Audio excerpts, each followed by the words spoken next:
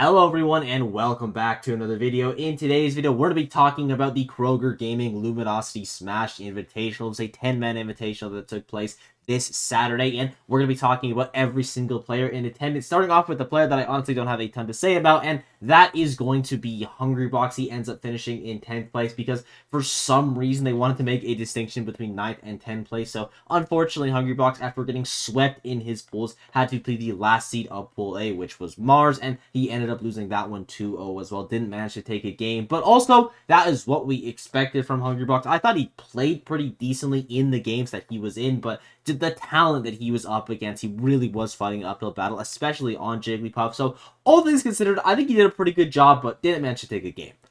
Our 9th place finisher is going to be Mars, and he does get his win over Hbox in the tiebreaker, but that's the only one that he picked up this tournament. He ends up going 0-4 in the pools phase, despite him having, honestly, a really good draw for his pools. I think both versus Riddles, Maister, and Shadic Zero Suit is favorable in all of those matches, but those players were playing out of their mind. We'll talk about that when we talk about those players. And the player that I think Mars had the worst chance versus in his pool was Sonix, and that was the only player that he actually managed to take a game off of, and he low-key could have won that game one. It was like 10 seconds left on the clock. Sonix barely gets the percent lead back and manages to take the stock. It was an absolutely crazy game and a crazy set overall, even though Mars got kind of bopped in that game 3. And I should also mention the pools phase was best of 3, which is a little bit unfortunate, but also it was a one-day event, so you really can't expect too much from them. And Mars does end up getting, well, technically not last place, but basically last place at this event. And it is also to be expected. He was the 9th seed. It's nothing crazy. The level of play right now in Smash Ultimate is just so insanely high, even when the matchups are slightly in your favor. And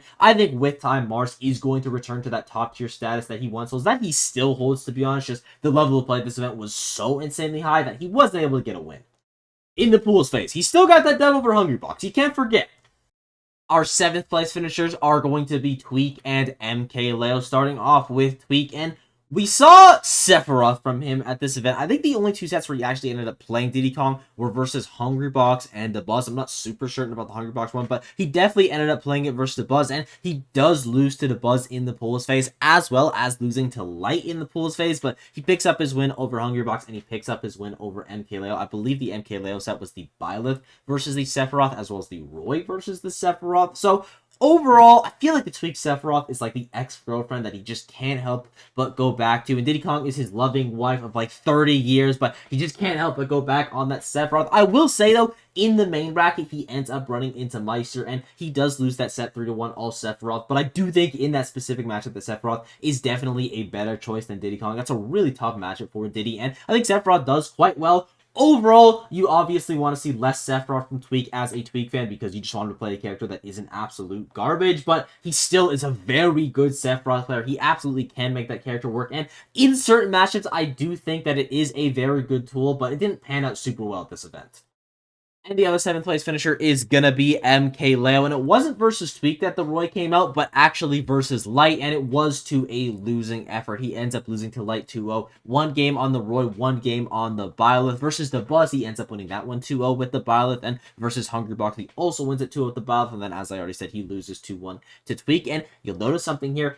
Byleth was the main character for Mkleo at this event. We're starting to see her come back, and versus Riddles, he ends up going Byleth in the first 2 games. It doesn't work out. He tries to switch to Joker for the last one, and it just does not pan out. I would have liked to have seen Joker throughout the entirety of the set. Just matchup-wise, I definitely think that Joker does do better into Kazuya, but Mkleo just wanted to play Byleth this weekend, and fair enough, the Byleth was looking good as always. It's always going to be one of Mkleo's best characters because just fundamentally as a player, he is so good. The timing that he takes and the decision-making that he has with a character like Byleth is really strong because Byleth has some off-tempo moves that are kind of hard to connect at times, but it seems like whenever Mkleo throws out the haymakers, it always lands. And his character choice for the future, it's not even worth predicting. I have no idea what's going to happen, but I do have faith that he will figure it out. Our 5th place finishers are going to be Light and Riddle, starting off with Light, and he actually manages to get first seed in his pool. He ends up 2-0ing Hbox, Mkleo, and Tweek, even though it was versus the Tweek Sephiroth. Tweek managed to take their last couple encounters, so that's got to be feeling really good for Light to get that win under his belt. And even if it was versus the Diddy Kong, I feel like Light was playing pretty well in the pools phase of this event, though he does drop a set to Dabuz 2-1, but he manages to have the higher game count over Dabuz, so he still gets that first seed, and his first opponent in the winner side is going to be Shadic, and he ends up losing that one 3-1, even though that is a matchup where Fox's favorite. Shadic is just really good at that matchup, but also on fire at this event. And in the loser side, he ends up losing to Maister 3-0, who is also on fire at this event, but that matchup is not as good for Fox. Even though Light is one of the best players in the entire world versus Game Watch, it is definitely still a struggle. And I'm curious to see where Light is going to get ranked by the end of the season, because I honestly don't know. He's a really tricky player for me to rank. Honestly, everyone is really tricky to rank right now because we don't still have a ton of events, and there's been so many people that are just popping off super hard. I would definitely still have Light in the top 10, but I don't know if I would have Tweek above him. I don't know if I'd have a handful of players above him. It's just kind of tough right now, but what you should take away from this is Light is still very, very good. Next up is going to be Riddles, and I was very impressed by him at this event. I honestly thought that he was going to get grouped because I think he had the hardest pool in the entire tournament, but he managed to overcome it by getting a 2-0 win over Mars, and he also took games versus both Sonix and Maister, so shoutouts to him for that one. He does end up losing 2-0 to Shadic, though, and we saw a pretty good amount of utilization from the Terry in the pools phase, even though it didn't manage to get him a set win. I really still liked it coming out, but in the main bracket, it was all Kazuya, and the Kazuya worked pretty well versus Mkleo. He ended up getting that win 3-0. It feels like ever since Riddles has lost to that Mkleo Marth that one time, he's just saying, I will never lose to this guy ever again. It's not going to happen. And so far, that streak has continued. So shouts to Riddles for having a really dominant record over Mkleo. And he does end up going down to Dabuz. Previously, this was a pretty coin flip matchup, and I would still consider it so. But Dabuz has been getting a lot better in their recent encounters. Also, was just really strong at this event. But as I mentioned, I think Riddles had an extremely difficult bracket, and he managed to overcome it. So big ups to him for that.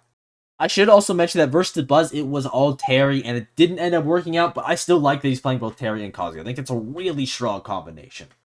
In fourth place, you're going to have the player that probably impressed me the most at this event, and that is going to be Maister. He looked pretty good in the pools phase. He does end up losing 2-0 to both Shadic and Sonix, but on paper, those are very difficult matches for Game & Watch, and in practice, especially for Sonix, those players have been beating Maister recently. Shadic is only one set, but he still did win it at Genesis, so you would expect him to win it here as well, and he does. But the matchup where I was really impressed by Maister to overcome was a 2-0 over Mars, who does extremely well into Game Watch. I know people have been kind of downplaying that matchup recently, but it is still a massive struggle for Game Watch. Even though Nair isn't as good as it used to be in the matchup, you still get so much utilization out of being able to pretty much just skip the Game Watch advantage state because you have access to kickflip, and that is where Game Watch is making a majority of his money. You're also able to play the mid-range versus him extremely well. I just think it's a matchup where Game Watch does struggle, but Maister managed to overcome Mars here, as well as Riddles. Prior to 2024, I believe Riddles had a 4-0 record on Maister. Now it is a 3-4 record. Maister has been so much better in that set, and I'm honestly really happy for him. In the main bracket, he's also going to get that 3-1 win over the Tweek Sephiroth, and Sephiroth does do pretty well into Game Watch, as well as that 3-0 win over Light. And I already said it, but even though it's a good matchup for Game Watch, Light is just so good at it that you can definitely not take him lightly, and no pun intended, he doesn't here. And then finally, you're going to have Dabuz sending Maister home 3-1. He even tries the Cloud in Game 1, and it doesn't end up working out, but I like that he tried it. You should be experimenting with your secondaries, especially in a matchup like Game Watch Rosalina. That one is extremely difficult, but massive props to Maister at this event. I think he's one of the most underrated players in the entire world, because if you look at his results, they have all been incredible. I believe his worst placement in 2024 is a 9th at Genesis. Like, he has been genuinely amazing, and I do believe that he's starting to be in that conversation again for the best Game Watch in the world. Obviously, you're still going to hold it for Mia right now, but if Maister is able to get that major win this year, which I do think he is capable of, I could definitely see him stealing that title back. In third place, you're going to have Dabuz, another player who I was thoroughly impressed by. To be honest, the top 4 of this event, I was just really, really happy with how they played. And in the pools phase, he's going to end up getting second place because he did have a slightly worse game count than Light, but he 2-0s Hungrybox, beats Tweek 2-1 in the Diddy Kong Rosalina matchup, by the way. So big props to him for that. And he gets the really important win over Light 2-1. Post-quarantine, Light was 9-1 on Dabuz prior to this. Dabuz rather, finally getting that second win on the board. Hopefully we get to see more of that from him. He's starting to overcome in some of these matchups where he hasn't been historically great. Now, he didn't manage to do so versus Mkleo, but one matchup at a time. We'll figure that one out later. And in the main bracket, he ends up losing to Sonix 3-1 in the winner's side before he 3-0s Riddles, as well as 3-1ing Maister. And in the losers finals, he ends up fighting versus Shadic, and it ends up going game 5, but Shadic does come out on top. And this is a really important tournament for Dabuz because his season has kind of been all over the place. He's had some highs, he's had some lows. I would say that this is his best event of the season. He gets a bunch of really good wins as well as a super solid placement, and I hope that we get to see more placements like this from Dabuz. Maybe get to see him win his first major this year because he definitely has what it takes. Even though he is still playing Rosalina, I don't know how he has the results that he does with that character. We saw a bit of the use from the Olimar this tournament as well, and I hope that he continues to push with his Min-Min, even though I do think the Min-Min is the weakest of his 3 characters. That character is just so ridiculous, and with time, I do believe that it could become the strongest, and if it does, we could see Dabuz be a major threat, even though he already is one. And our grand finalists are going to be Sonix and Shadic, starting off with Sonix. And he honestly had a pretty rocky pools phase to his standard because he ended up dropping a game to both Riddles and Mars, but he still won the sets, and he had a dominant game 3 versus Mars, as I already said. Really close game 1 that he barely clutched. Mars wins it in a really close game 2, and then Sonix just destroyed him. Like, it was absolute obliteration. And to do that to a player of Mars's caliber is extremely impressive. He also gets wins 2-0 over Maister and Shadic to get to the main bracket. Once in the main bracket, he gets that 3-1 win over Dabuz. 3-0 Shadic once again. Then we have the grand finals where you have Shadic winning it in a game 5, and then in the reset, he ends up winning it 3-0. So Sonix keeps up the streak of only getting grand finals at major events. Even before 2024, he had the streak going. I believe it's been since SmashCon. One of the most insane things I've ever seen in Smash Ultimate, similar to Mkleo's dominance back in the days. It was absolutely insane, but unlike Mkleo's dominance, he hasn't been able to get the win this year, and it's second place to the same player every single time. You're going to look at LMBM, second place to Tweek, only losing to Tweek. Then you're going to look at Genesis, second place to Zomba, only losing to Zomba. Now you have this event, second place to Shadic, only losing to Shadic. The only person who can take Sonix out is the guy that ends up winning the event. He is still definitely poised to be the best player in the world. It is only a matter of time before he wins his first major of 2024, and it's probably going to be the next one that he shows up to. So big ups to Sonix for keeping the streak going. But your big winner of the event and the most impressive player of the weekend is gonna be Shadic. This kid is looking good right now. The only player he loses to in the pools phase is gonna be Sonix 2-0, but he 2-0s every other player over Riddles, over Maister, and over Mars in both good and bad matchups. He overcomes. Now we get to the main bracket. Speaking of bad matchups, he's got Light right away, wins that one 3-1. Fox Corn is so miserable from Corn. The pressure that Fox is able to create is just so difficult for her to deal with, but clearly, Shadic has put a ton of time into perfecting this matchup, and also just looks stronger in the neutral than Light does, which is crazy. There's like 2 players in the world that you can say that about, but Shadic is just so fundamentally good at this game, and you can see that going into the winners finals, even though he does end up losing 3-0 to Sonix. He learns a lot from that set. We go down to losers finals. He beats Dabuz in a game 5 set. He has now beaten Dabuz in their last 3 encounters, and prior to that, Dabuz had beaten him 4 times in a row. So Shadic seems like he's starting to figure people out. Then we get to the grand finals. Speaking of figuring people out,